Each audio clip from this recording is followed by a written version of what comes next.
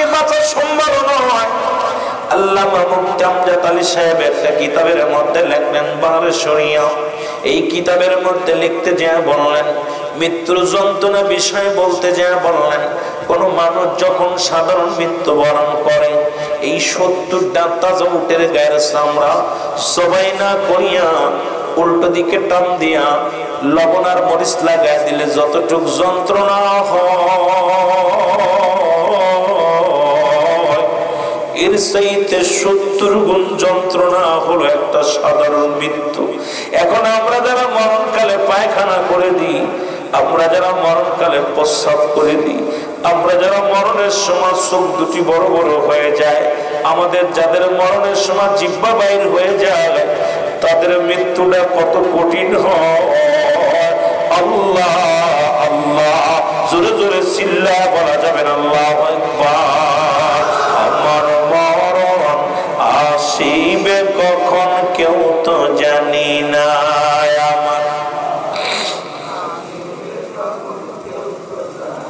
আরো জোরে বলেন আমার মরণ আসিবে কখন।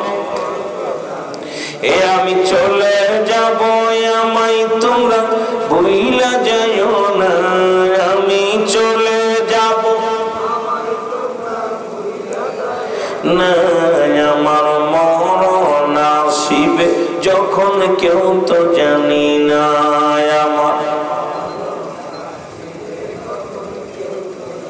টাকা পয়সা দালান কোটা যাহা করেছি সব কিছু ফেলাইয়া আজি একাই চলেছি রে। আমি সব কিছু ফেলাইয়া আজি একাই চলেছি। আমি যাবার কালে ভেবে দেখি আমার কেহ নাই। আমি যাবার কালে আমার মরণ আসিবে। আরো জোরে বলেন আমার মরণ আসিবে। এই পৃথিবী চিরদিন থাকার জায়গা নয়, অন্ধকার কবর যে তোমার আসল ঠিকানা রে মানুষ। অন্ধকার কবর যে তোমার আসল ঠিকানা। আমি চলে যাব, আমায় তোমরা না। আমি চলে যাব, আমায় তোমরা না। আমার মরণ আসিবে যখন কেউ তো জানি না। আমার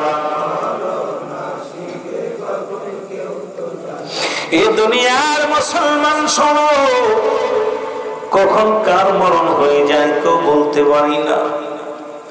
এই কখন কার মৃত্যু হয়ে যায় কেউ বলতে পারি না। এই জন্য বলতেছিলাম 1 নাম্বার মরণ। এই মরণের কথা বলতে যাইয়া অনেক কথা চলে আসে। এর মুসলমান, এই মৃত্যুর হাত থেকে বাঁচানোর মতো বাঁচার মতো কোনো পথ নাই, পালানোর মতো কোনো পথ নাই। কত রাজা কত বাদশা দুনিয়ার মধ্যে আগমন করলো, কেউ দুনিয়ার মধ্যে নাই। আমিও থাকবো না, আপনিও থাকবেন না। কত মানুষ এলাকার মধ্যে মস্তানি করত, যাদের ভয় এলাকার মানুষগুলো থরথর করে কাঁপত, যাদের ভয় এলাকার মানুষগুলো কথা বলতো না, যাদের ভয় এলাকার মানুষগুলো এক দলের সঙ্গে আর এক দল কোনো কথা বলতে সাহস পেত না। আজকে তারা কবর জগতে চলে গেছে। অনেকের কবর উপর দিয়ে কুত্তা শেলে পায়খানা করে, অনেকের কবর উপর দিয়ে গরু ছাগলে ঘাস খায়। ওই কবর থেকে খেদানোর মতো ক্ষমতা আল্লাহ তাআলা দেয়নি। তাহলে মুসলমান কত নেতা, কত এমপি, কত মন্ত্রী, কত না মেম্বার, কত চেয়ারম্যান, কত মাতবার এলাকার মধ্যে ছিল। এই পাশুরিয়ার জমিনে কত না টাকাওয়ালা বাড়িওয়ালা মানুষ ছিল, যাদের দাপট এলাকার মানুষ থরথর করে কাঁপত। আজকে তারা কবর জগতে চলে গেছে, কবর থেকে খেদানোর মতো ক্ষমতা নাই। অনেকের কবর উপর দিয়ে গরু ছাগলে ঘাস খায়, অনেকের কবর উপর দিয়ে কুত্তা শেলে পায়খানা করে, অনেকের কবরের অস্তিত্ব নাই, অনেকের কবরটা কোথায় আছে এখন আমরা তো বলতেও পারি না। এই হলো আপনার জিন্দেগি, আমার জিন্দেগি। মুসলমান শোনো, এই জন্য ইমানদারের মৃত্যু আমাদের করতে হবে। আল্লাহ, ও মুসলমান শোনো, এই রব্বে কারীম দুনিয়ার মধ্যে আপনাকে আমাকে পাঠাইলাম তার গোলামি করার জন্য, দাসত্ব করার জন্য।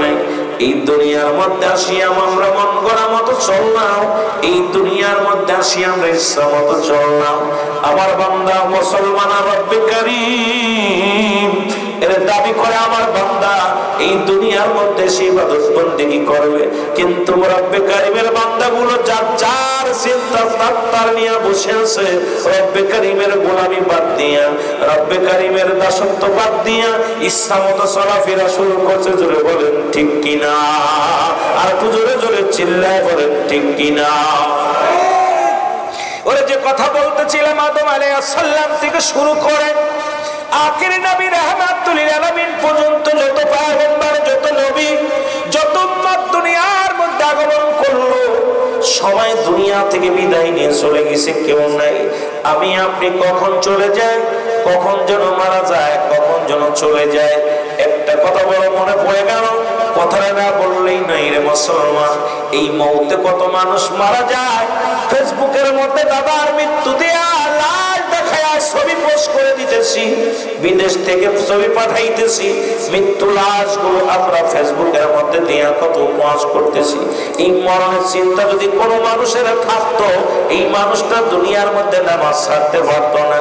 এই মানুষটা যদি মরণের চিন্তা থাকতো, এই মানুষটা জীবন অন্যায় পথে পা বাড়াইতে পারতো না।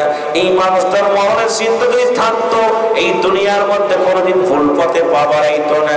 এই মানুষের অন্তরের ভিতরে মরণের ভয় নাই, এই কারণে সুদ, ঘুষ, জিনা, ব্যভিচার, অন্যায়ের ভিতরে ঢুকে গেছি। জোরে জোরে চিল্লায় বলেন ঠিক কিনা? এরা মুসলমান বালকের বাচ্চা ইব্রাহিম আদম,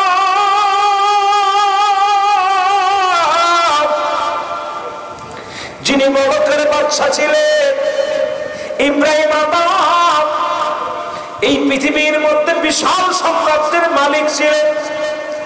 ওনার মন্ত্রের ভিতরে কোনো মরণের ভয় ছিল না। সুদের সঙ্গে জড়িত, ঘুষের সঙ্গে জড়িত ইব্রাহিম আদম এত পরিমাণ সুদের কারবার করতেন। ওই দেশের যিনি প্রধান রাষ্ট্রপতি, যিনি ইব্রাহিম আদম, যিনি বলকের বাদশা ছিলেন, এত পরিমাণ কর আদায় করতেন মানুষের কাছ থেকে, প্রজাদেরকে কষ্ট দিতেন। আল্লাহ রাব্বুল আমিন তাকে একটা সতী সাথী নারী দান করেছিলেন। প্রতিদিন ডাকতে বলতো, স্বামী ও আমার স্বামী, কদিন বাঁচবেন, কদিন আর এই দুনিয়ার মধ্যে থাকবেন, আপনি অন্যায় কাজ ছেড়ে দেন, মাওলারে ডাকেন, মরণের চিন্তা করেন। ইব্রাহিম আদম কয়, আমার তো মরণের চিন্তা হয় না, আমি যে মরবো এই চিন্তা আমার ভিতরে নাই। এর বিবি ডাকতে বলে, একজন আলেমের কাছে যান, একজন আলেমের পরামর্শ নেন, দেখবেন মরণের চিন্তা আপনার ভিতরে চলে আসবে। এলাকার ইমাম সাহেবকে ডাক দিলেন, ইমাম সাহেব হুজুর, আমার স্বামীকে একটু দেখেন, স্বামীর ভিতরে তো মরণের চিন্তা হয় না। আমার স্বামী সুদের মধ্যে জড়িত, আমার স্বামী ঘুষের মধ্যে জড়িত, আমার স্বামী দুনিয়ার মধ্যে মানুষকে কষ্ট দেয়, একটু দয়া করে একটু চিকিৎসা করেন। হুজুর এসে ডাকতে বলে, ইব্রাহিম আদম, তোমার কি মরণের চিন্তা হয় না? সকাল সূর্যোদয় হবে, এটা কি তোমার ভাবনা হয়? সূর্যোদয় হবে এটা আমি জানি, বেঁচেও থাকবে এটাও জানি, আমার মরণের ভয় নাই। এরা হুজুর ডাকতে বলে, ইব্রাহিম আদম, একটু মরণের চিন্তা করো, বর্তমান প্রেক্ষাপট নিয়ে একটু বুঝবেন, আলোচনাটা বর্তমান সমাজ নিয়ে একটু বুঝবেন। ইব্রাহিম আদম কয়, হুজুর, আমার তুমি যতই মরণের ভয় দেখাও, ইমাম সাহেব হুজুর যতই মেম্বারে বসে সুদ ঘুষের ওয়াজ করুক, ইমাম সাহেবের ওয়াজ ওই জায়গায় রেখে যায়। বক্তা যতই আসিয়া ওয়াজ করুক, বক্তার আলোচনা ওই মাঠেই থেকে যায়, বাড়ি নেওয়া হয় না। ইব্রাহিম আদম একই অবস্থা, ডাকতে বলে, হুজুর, আপনি আমার ওয়াজ করবেন কি? আমার তো মরণের চিন্তা হয় না। বলে, মরণের একটা চিন্তা আছে, তুমি বেশি বেশি করে মরণের চিন্তা করো, একটু জিকির করো, লা ইলাহা, আরো জোরে বলেন, লা ইলাহা, জবান খোলে, লা ইলাহা, মহব্বতে লা ইলাহা, উঠাউঠি করবেন না, বসে থাকবেন, চুপ করে বসে থাকবেন।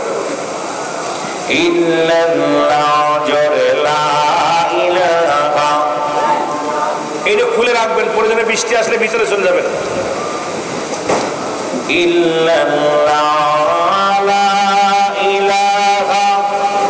জয় সজ্জিত রব্বে করিম, আপনাকে আমাকে জেলখানায় নেন নাই, হাসপাতালে নেন নাই, সুন্দর পরিবেশ রিয়াজুল জান্নাহ বেহেশতের বাগান ঈদগাহ ময়দানে বসার মতো আসার মতো সুযোগ দান করলো। উচ্চ কণ্ঠে আওয়াজ দিয়ে চিল্লায় বলেন আলহামদুলিল্লাহ।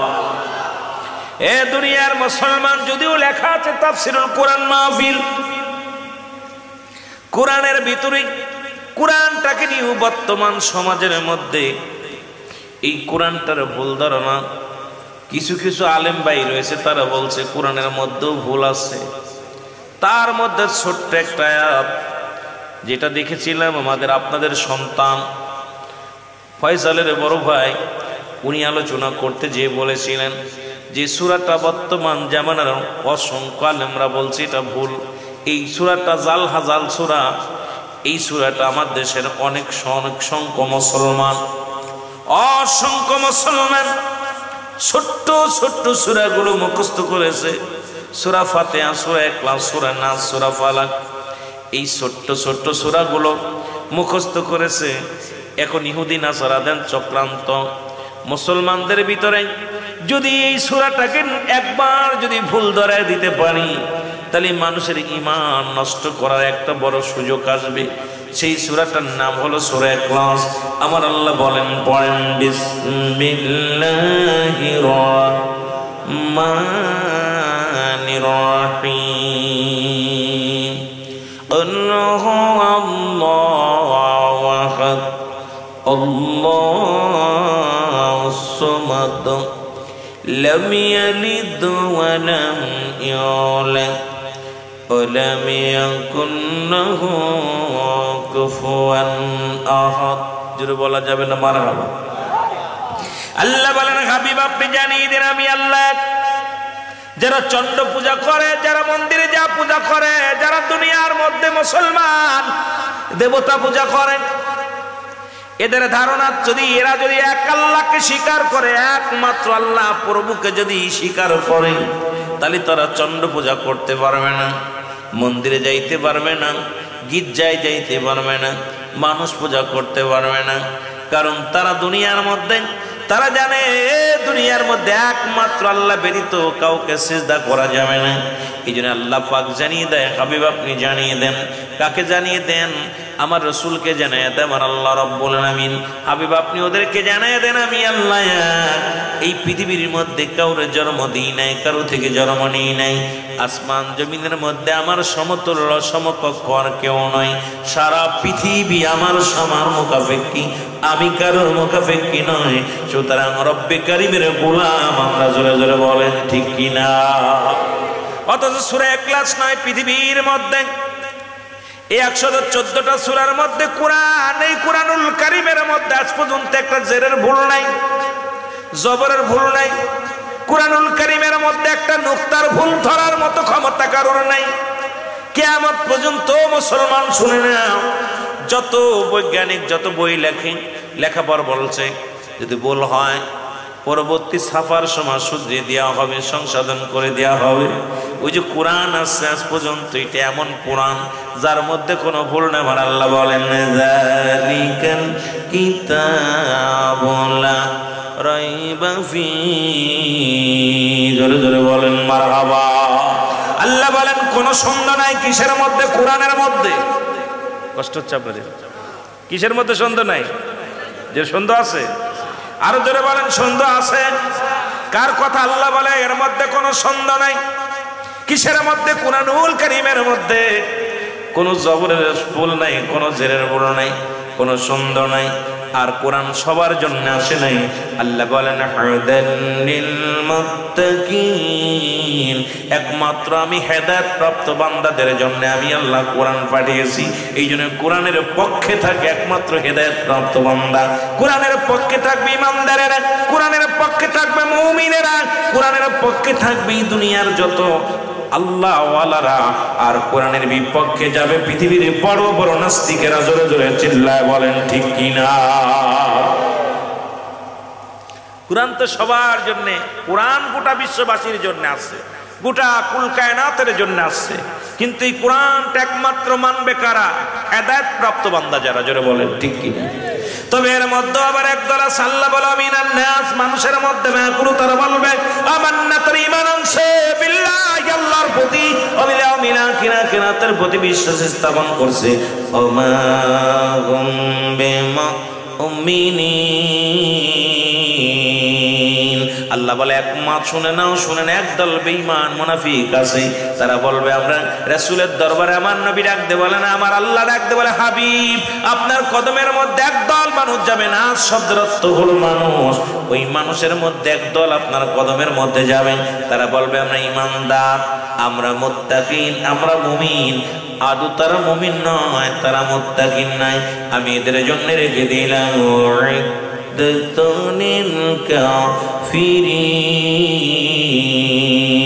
আমি আল্লাহ কাফের বেঈমান মুনাফিকদের জন্য প্রস্তুতি করে রাখলাম ৭ জাহান্নাম। এই মুনাফিক কুরআনুল কারীমের মধ্যে আজকে ভুল ধরার জন্য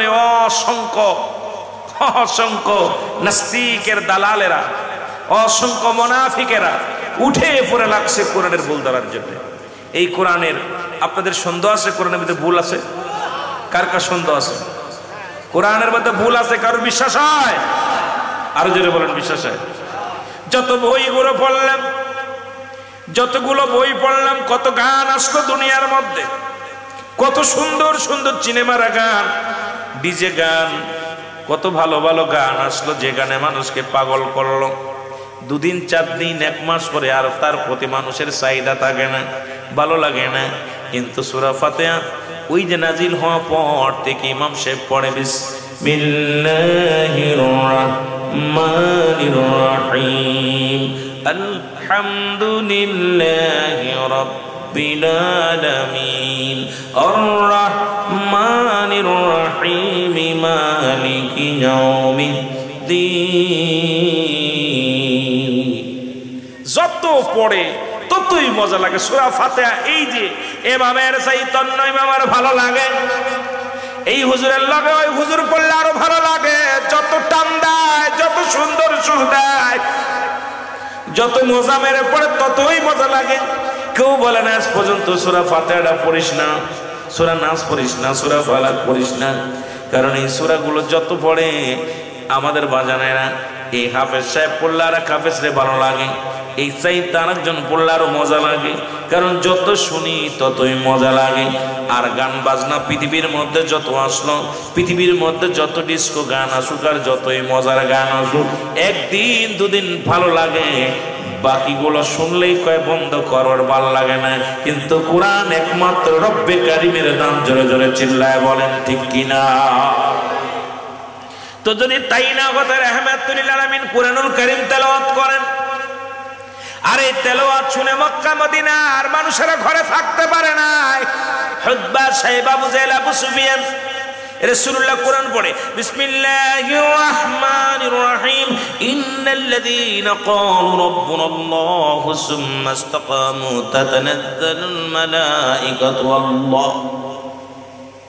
মুজাম্মিল রাসূল পড়তেছে, কোরআন পড়তেছে, কোরআনুল কারীম থেকে রাসূল আকরাম সাল্লাল্লাহু আলাইহি সাল্লাম পাঠ করেন। আর এই কোরআন শোনার জন্য হুতবা সাহেব আবু জাহেল আবু সুফিয়ান, রাসূল যখন কোরআন তেলাওয়াত করে ঘরে থাকতে পারে না। সুবহানাল্লাহ বলেন না? আর একটু জোরে। কোরআনকে যারা ভালোবাসে তাদের বিছনা দেওয়া লাগে না, সন্ধ্যার পর থেকে ছুটে চলে আসেন। যদিও 15-16টা তাবারক করেছে, একদল আইব একটু পরে, জোরে কোন ঠিক কিনা? কিন্তু কোরআনকে যারা ভালোবাসে তারা আগেই চলে আসছে, যাব কোরআনের মাহফিলে, যাব হাদিসের মাহফিলে, কোরআন থেকে কিছু কথা শুনবো, আব্বা মার জন্য নেকির জন্য আল্লাহর দরবারে প্রার্থনা করব, গুনাহ মাফের জন্য প্রার্থনা করব।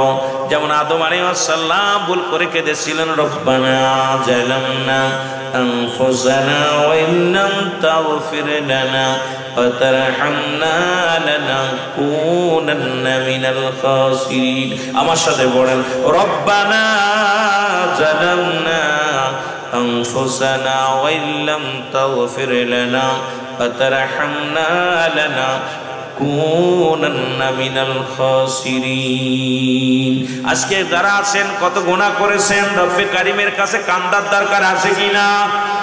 আরো জোরে বলেন আছে কিনা? কষ্ট হয়নি? জোরে বলেন আছে কিনা? ও যুবক,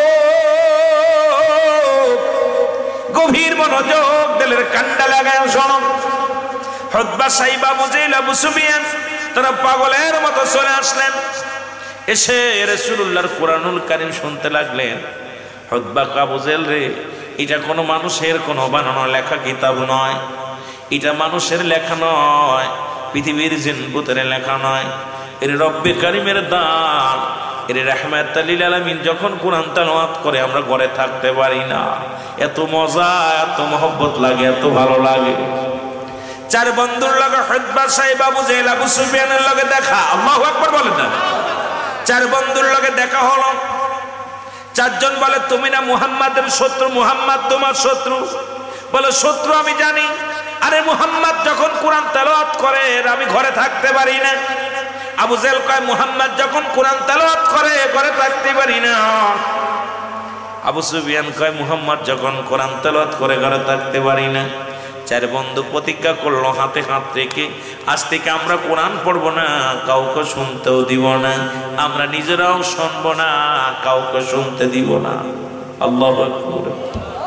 শপথ করছে। এরকম আপনাদের ভিতরও আছে, সারা পৃথিবী, সারা গ্রামে, অল পৃথিবীর মধ্যে আছে। একদল মাহফিল সাজার, একদল বন্ধ করার চেষ্টা করে, একদল মাহফিল করতে চায়, একদল বাধা দেয়, আর একদলকে আমাদের মতের সাথে চলতেছে না। এই তো আমাদের অবস্থা, জুড়ে বলেন ঠিক কিনা? ওরা আজকে ভাল লাগছে, সকলে মিলে যৌথভাবে চরমোনাই, সারসিনাট, শিবপুরপুরা, শরীফ, জামাত ইসলাম, তাবলিগ, সবাই, আমলিগ, বিএনপি, সবাই মিলা সুন্দর একটা জান্নাতের বাগান সাথে আমার প্রাণটা ভরে গেছে। এইটাই তো ঐক্য, জোরে বলেন না মারহাবা। কষ্ট পাচ্ছেন নি? আপনাদের বেশি কষ্ট দিব না, আপনাদের কষ্ট হলে ইনশাল্লাহ তাবারক রান্না হয়ে গেছে, তাড়াতাড়ি আবার খবর দিবা, তাবারক হয়ে গেছে ইনশাল্লাহ, ছেড়ে দিব আপনাদের কষ্ট হলে। অনেক দিন পরে আসছি, অনেক দিন পরে আসছি, শরীরটা ভালো না, তারপরে যদি আপনারা কথা না বোঝেন তাহলে তো আমার শুধু শুধু আশা। আমার ভাইরা, আমার বন্ধুরা, আমার গভীর মনোযোগ, যে কথা বলতেছিলাম দেড়ের কান্ডা লাগায় শোনো। এবার রাত্র যখন গভীর হয়ে গেল, আবু জাহেল চিন্তা করে আজকে কেউ আসবে না, একা একা শুনবো মুহাম্মাদের কুরআন, আজকে প্রাণ ভরে শুনবো। উতবা কয় আজকে কেউ আসবে না, আমি প্রাণ ভরে শুনবো। আবু লাহাব কয় আজকে কেউ আসবে না, আমি শুনবো। সাইবা কয় কেউ আসবে না, আমি শুনবো। চারজনই একা একা করে চারজনের রাসূল পাক সাল্লাল্লাহু আলাইহি সাল্লাম কোরআন তেলাওয়াত করে, মধুর সুরে কোরআন তেলাওয়াত করে। কারণ এই কোরআন তো রব্বে কারিমের বাণী, আর এত বড় নিয়ামত, এত ওজন, এত যার ওজন ঠেকানোর মতো ক্ষমতা পৃথিবীর কারণ নাই। আকাশের উপরে নাজিল হলো কোরআন, আল্লাহ আকাশ বলে আল্লাহ আমার উপরে দিও না। পাহাড়ের উপরে হলো পাহাড় বলে আল্লাহ আমার ভিতরে দিও না। জমিনের ভিতরে নাজিল হলো, জমিন কাল্লা আমার ভিতরে দিও না। এত ভারী বস্তু ঠেকাইতে পারবো না, সেই মানব জাতির মাথার উপরে দিয়ে দিলেন। এই মানব জাতি সেই কোরআনটাকে নিয়ে আজকে খেলা শুরু করে দিছে। এই কোরআনের ওয়েট কত বড়, কোরআনের দাম কত বড়, কোরআনের মান কত বড়, যদি জানতো সারা জীবন কোরআনের জন্য পাগল হয়ে যেত। ধরে বলেন ঠিক কিনা? কোরআন শিখাও ছেলে মেয়েদের, ওহে মুসলমান, জান কবজের সময় তোমার ওই বেড়ে আসান, বলো জান কবজের সময় তোমার। আরো জোরে বলেন, কোরআন শিখাও ছেলে মেয়েদের, ওহে মুসলমান, জান কবজের সময় তোমার ওই বেড়ে আসান, বলো জান কবজের সময় তোমার। একটা ছেলে আলেম হলে পড়বে কোরআন মরণ কালে, তোমার থেকে সরে যাবে ইবলিস ও শয়তান। কোরআন শিখাও ছেলে মেয়েদের ওহে মুসলমান, কোরআন শিখাও ছেলে মেয়েদের ওহে মুসলমান। জানকবাজের সময় তোমার ওই বেড়ে যাসান, বলো জানকবাজের সময় তোমার। এ দুনিয়ার মুসলমান গভীর মনোযোগ। চার বন্ধু কুরআনুল কারীম শুনতে শুনতে রাত শেষ হয়ে গেল। ওদিন পূর্ব আকাশে সূর্যোদয় হয়ে গেছে। এত মজা লাগছে, এত ভালো লাগছে, এত মধু লাগছে। বেলা উঠবো উঠবো ভাব। চার বন্ধু চারদিকে দৌড় দিছে। আবু জেহেলের লগে হতবার দেখা, ধাক্কা লাগছে সাহেবের সঙ্গে মুসলমান। আবু সুফিয়ানের ধাক্কা লাগছে। আবু লাহাব, উতবা, সাইবা, আবু সুফিয়ান এক একজনের লগে এক একজনের ধাক্কা লাগা। তুমি, ও কয় তুমি, ও কয় তুমি। কয় গতকালকে সবাই তো প্রতিজ্ঞা করলাম আব্দুল্লাহর বেটা মুহাম্মাদের কোরআনুল কারীম কেউ শুনবো না, কাউকে শুনতেও দিব না। আজকে তোমরা আসলে কেন? লোকজনে ডাকতে বলে, আবু জেহেল রে, আমরা না আসলাম, তুমি আসলে কেন? তুমি তো বাতিজার নামে শুধু দুর্নাম করো, আব্দুল্লাহর বেটা মুহাম্মাদের বিরোধিতা করো, তুমি কেন আসলা? আব্দুল্লাহর বেটা মুহাম্মাদের বিরোধিতা করো। আবু জেহেল ডাক দে কয়, ভাই আমি ক্ষমা চাই, আসলে আসমানি কিতাব এত মধুর আগে জানি নাই। আসলে পৃথিবীর মধ্যে আব্দুল্লাহর বেটা মুহাম্মদ যে কোরআন তেলাওয়াত করে, এ কোনো মানুষের লেখা নয়, কোনো বানোয়াট কিতাব নয়। এই কোরআন যত পড়ে ততই মজা লাগে। আসলে এটা আমার রব্বে কারিমের দান, এটা কোনো মানুষের দ্বারাই সম্ভব নয়। সুবহানাল্লাহ বলেন না? রাহমাতুল লিল আলামিন যুগে যুগে কোরআন দিয়ে মানুষকে পাগল বানাইছে, ঠিক কি না? কোরআন দিয়ে পাগল বানাইছে। কোরআন পড়ছে যখন, কোরআনের বাণী শোনে যখন, মানুষগুলো দৌড়ায়, মানুষগুলো দৌড়ায়, কোরআন দিকে ঝুঁকে যায়। ও দুনিয়ার মানুষ শুনে নাও, পৃথিবীর মধ্যে রব্বে কারীম এত সুন্দর বাণী মানুষের উপরে দান করলেন। এই মানুষগুলো সেই কোরআনটা যদি বুঝতো, কোরআনের ব্যাখ্যা যদি বুঝতো, কোরআনের ভাবার্থ যদি বুঝতো, কোরআন কি নিয়ামত এটা যদি বুঝতো, সারা জীবন গোলাম হয়ে যেত কোরআনের। সেই কোরআনের প্রতি মায়া বেড়ে যেত, মহব্বত বেড়ে যেত। আসলে সেই কোরআনের প্রতি মায়া নাই, কোরআনের প্রতি তাদের দয়া নাই। জোরে জোরে চিল্লা বলা যাবে না, ঠিক কিনা? মহব্বতের সঙ্গে দুরূদ শরীফ পড়েন, আল্লাহুম্মা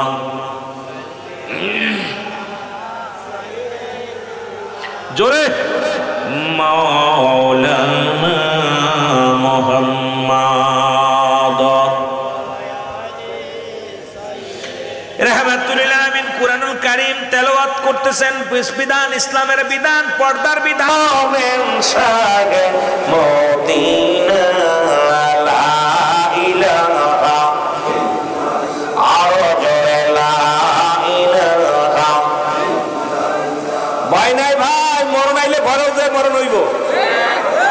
যদি আজরাইল আইয়া গেলে কত মানুষ ঘরে শুয়ে আছে না, টাটা বইরা বাড়িতে শেষ। ভয় না, আস্তে আস্তে ধৈর্য ধরে। আল্লাহ ঠান্ডা করছে, যদি বৃষ্টি আসে আলহামদুলিল্লাহ, ভালো হইলে আলহামদুলিল্লাহ। রব্বে কারিমের সঙ্গে কোনো হাত নাই, সবাই ধৈর্য ধরে থাকে। লা ইলাহা, আরো জোরে জিকির করেন, লা ইলাহা, লা ইলাহা। ভাইজান মগার মনের বেদনা আয় বুঝাইলে কেউ বোঝে না, আইরে শোনাইলে কেউ শোনে না, শোনেন সাগে মদিনা লা ইলাহা,